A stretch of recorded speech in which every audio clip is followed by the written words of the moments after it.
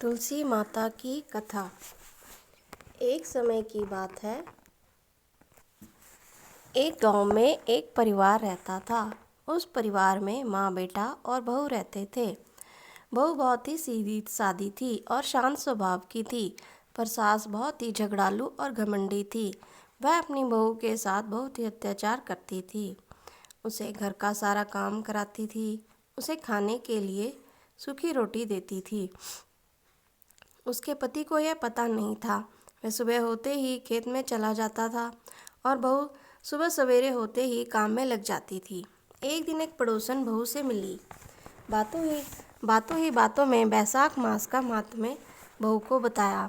सारी बातें सुनकर बहू ने भी बैसाख मास में एक नित्य नियम करने का निर्णय ले लिया। शाम को उसने बैसाख माहात्म्य की सारी बात अपनी सास को बताई। सास ने कहा, कोई ज़रूरत नहीं है कोई नियम लेने की, घर का काम करो। बहू चुप रह गई। जब बैसाख मास आया तब बहू सुबह जल्दी उठकर नदी पर स्नान करने के लिए चली गई। वहीं पर एक घड़े में पानी भरा और तुलसी को सींचा। वहीं पर बैठकर तुलसी माता की कहानी सुनी और बैसाख मास में तुलसी को सींचने का नियम ले लिया। वहीं सास के जागने से पहले बहू घर चली जाती। यही सिलसिला रोज़ चलता रहा। किसी तरह बैसाख का आधा महीना बीत गया। एक दिन सास जल्दी उठ गई। उसने देखा बहू घर पर नहीं है। वह समझ गई बहू ज़रूर तुलसी सींचने गई है।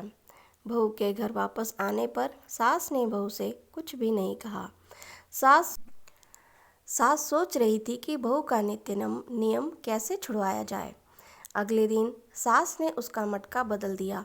पक्की मिट्टी के मटके की जगह कच्ची मिट्टी का मटका रख दिया। सुबह अंधेरे में बहू कच्ची मिट्टी का मटका लेकर नदी पर गई। बहू ने स्नान किया। फिर उसने मटके में जल भरने के लिए जैसे ही मटके को नदी में डुबोया, मटका गल गया, सारी मिट्टी बह गई।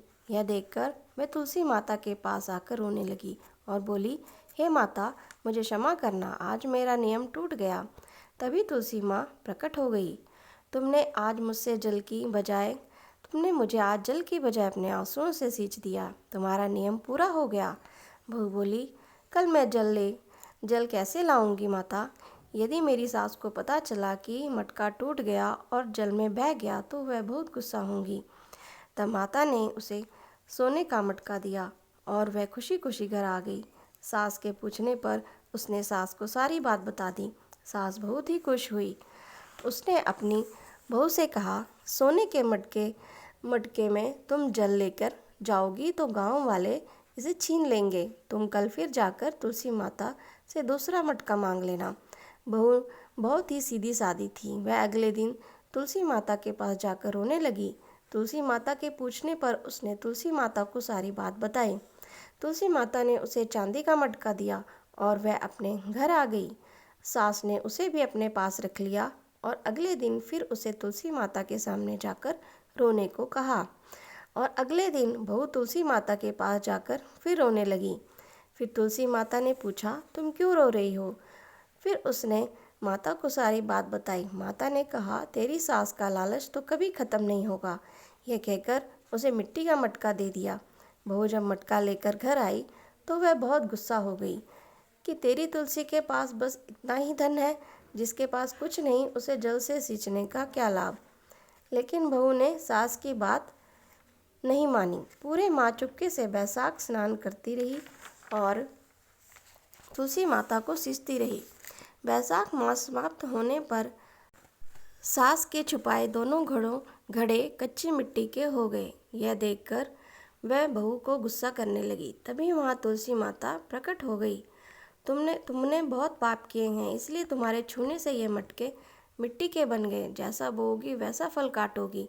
सास की आंखें खुल गई। यह सुनकर सास ने तुलसी माता से क्षमा मांगी। माता ने उसे क्षमा कर दिया और अंतर्ध्यान हो गई। तुलसी माता की कृपा से वह तीनों मटके सोने के हो गए। बहू और सास प्रेम से रहने लगी और हर साल बैसाख माह में तुलसी सींचने लगी। तुलसी माता की कृपा से उनका घर धन धान्य से भर गया। हे तुलसी माता, जिस प्रकार आपने बहू और सास पर अपनी कृपा बनाए रखी, उसी प्रकार सभी भक्तों पर अपनी कृपा बनाए रखना। प्रेम से बोलिए तुलसी माता की जय।